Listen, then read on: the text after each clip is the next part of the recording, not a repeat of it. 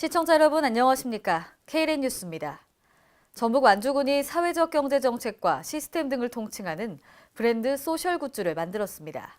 앞으로 2025년까지 5천 개의 일자리 창출과 500억 원의 신규 소득을 창출하겠다는 것이 목표입니다. 첫 소식 김경모 기자입니다. 전북 완주군이 로컬 푸드를 이을 새로운 성장 동력으로 사회적 경제 실행을 통해 자족도시를 이루겠다는 계획입니다.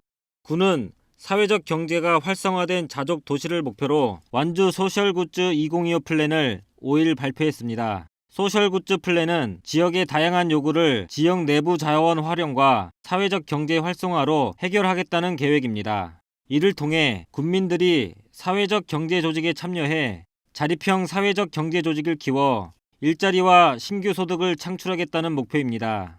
군은 이를 위해 2025년까지 총 8년간 약 1,000억 원의 재원을 투입할 예정입니다.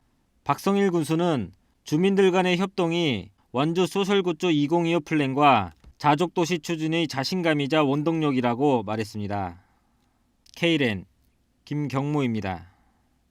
어려운 경제 여건 속에서도 올 한 해 500여 개가 넘는 신규 일자리를 만들기 위해 노력한 기업들이 있습니다. 경기도가 도내 34개 중소기업을 선정해 2017년 하반기 일자리 우수기업 인증서 수여식을 열었습니다. 일자리 우수기업 인증제는 일자리 창출 및 근로자 복지 향상에 노력한 도내 중소기업에게 각종 인센티브를 제공해 일자리 창출을 유도하는 제도입니다. 도는 이 제도를 2009년 전국 지자체 최초로 시행한 이래 올해까지 418개사를 선정했습니다. 그동안 다양한 인센티브를 제공하며 좋은 반응을 얻고 있습니다. 이번에 인증서를 수여받은 34개 기업은 지난 1년 동안 총 517명을 신규 채용하고 고용시장 활성화에 크게 기여했다고 도는 평가했습니다. 현재 전북 도내 중소기업 공동직장 어린이집은 전주와 김제 세 곳이 운영되고 있는데요. 전북 도는 최대 1억 원까지 지원해서 어린이집을 확충합니다. 이에 따라 부모들의 육아 부담이 덜어질 것으로 기대됩니다. 전예은 기자입니다. 중소기업 근로자들의 육아 부담을 덜기 위한 중소기업 공동직장 어린이집이 확충됐습니다. 전북도와 근로복지공단, 전주시, 익산시, 고창군 등 5개 기관은 4일 업무협약을 체결했습니다. 이번 협약에 따라 전북도와 각 시군은 기업 부담 비용 일부를 지원하게 됩니다. 또 근로복지공단은 재정적 지원과 설치, 운영에 따른 컨설팅을 제공합니다. 한편 전북도 내 중소기업 공동직장 어린이집은 모두 3곳이 설치, 운영되고 있습니다. KLN 전예은입니다. 충청남도는 오늘 대회의실에서 국방산업발전협의회를 열었습니다. 이 자리에서 국방 국가산업단지 조성 개발 계획 및 추진 방안 등을 논의했습니다. 이날 신규위원 위촉식에 이어 진행된 협의회에서는 국방산단 조성 개발 용역 최종 보고와 향후 협력 방안 등에 관한 자문과 토론이 진행됐습니다. 용역 최종 보고에서는 기본 구상 및 관리 운영 방안 등에 대한 용역 결과가 보고됐습니다. 특히 최종 보고에서는 국방 국가산단 조성 계획과 전력 지원 체계에 대한 별도 분석 등이 제시됐습니다. 한편 협의회는 국방 관련 공공기관 및 국내외 방위산업체 유치 지원 등 응원군 역할을 맡고 있습니다. 전북 무주군 하천의 오염 실태가 심각하다는 목소리가 나오고 있습니다. 군에서도 관내 하천 오염 실태를 인지하고 있다며 소극적인 태도로 일관하고 있는데요. 이에 무주군 의회 이해양 의원은 조속한 실태 조사를 통한 조치를 요구했습니다. 김경모 기자입니다.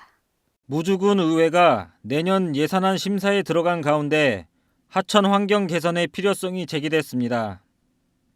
이해양 의원은 4일 예산결산특별위원회에서 하천 오염 실태를 지적하며 빠른 개선을 요구했습니다. 이 의원은 하천 실태조사 용역 예산 편성 관련한 질의를 통해 실태조사 예산이 내년에 편성되는 것은 늦다며 조사가 끝난 후 결과를 분석해 대안까지 도출되는데 시간이 너무 지체되는 것 아니냐고 우려를 표했습니다. 이어 담당 부처의 소극적인 태도를 지적하며 조속한 개선을 촉구했습니다. 무주군은 이에 대해 관내 하천 오염 실태를 인지하고 있으며 실태조사 분석 결과를 토대로 하천 환경 개선 사업을 앞당겨 진행할 수 있도록 관련 부처와 협의를 거쳐 추진하겠다고 답변했습니다. K랜 김경모입니다. 6개 자치구와 산지 지방자치단체가 함께하는 행사가 마련됐습니다. 도시의 안전한 먹거리와 농촌 경제 활성화를 위해 모였는데요. 서울특별시가 오늘까지 제1회 도농상생 이구동감 소통마당을 개최했습니다. 이번 행사에서는 5개 자치구와 산지 지자체의 단체장이 서울시 도농상생 공공급식 추진을 위한 업무 협약을 체결했습니다. 이와 함께 이구동감 대통합 한마당에서는 박원순 시장 등이 참석한 가운데 조화와 화합의 비빔밥 퍼포먼스가 진행됐습니다. 아울러 친환경 농산물의 성공 사례로 안대성 완주 로컬푸드 협동조합 이사장의 발표와 젊은 협업농업 이사의 강연도 실시됐습니다. 내년 2월이면 강원도에서 평창 동계올림픽이 열리죠. 올림픽을 앞두고 숙박요금이 바가지 논란이 일고 있습니다. 이에 최문순 강원도지사가 숙박요금이 하향 안정세를 보이고 있다고 밝혔습니다.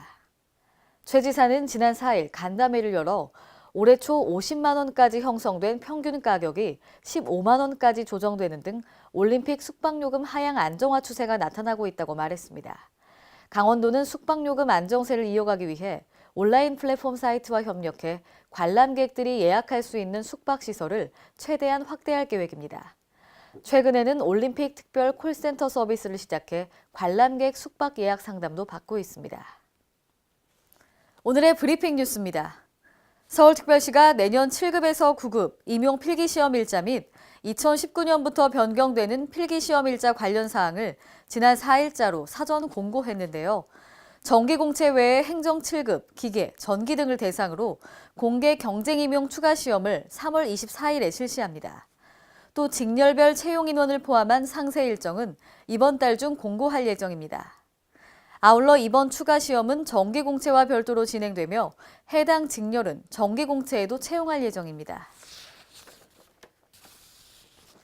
올해 11월 19일부터 25일까지 노로바이러스 감염으로 확인된 환자 수는 총 133명으로 지난주 대비 49.4% 증가했는데요. 집단 보육시설에서 유아나 초등학교 저학년생을 중심으로 노로바이러스가 유행하고 있습니다. 이에 강원도 강릉시 보건소는 식중독 환자 발생이 우려된다며 주의를 요구했습니다. 예방법으로는 화장실 사용 후 식품 섭취 전에 비누로 30초 이상 손을 자주 씻어야 되고요. 집단시설에서 환자가 발생한 경우 최소 2일까지 공동생활을 하지 않으며 주위 환경은 염소 소독을 시행해야 한다고 강조했습니다. 경기도 부천시는 여성의 일, 가정, 양립을 위한 엄마손 프로젝트 워킹맘 가사지원 서비스를 추진하고 있는데요. 앞으로 지속 발전을 위해 지난 4일 부천 여성청소년재단 등 5개 기관과 업무 협약을 체결했습니다. 이 서비스는 자녀를 양육 중인 일정 소득 이하 가정에 주 1회 가사관리사를 파견해 청소와 반찬 서비스를 지원하는 사업인데요. 만족도 조사 결과 전체 만족도가 90%에 이르는 등 시민 반응이 매우 좋습니다. 이상으로 K랜 뉴스를 마칩니다. 시청해주신 여러분 고맙습니다.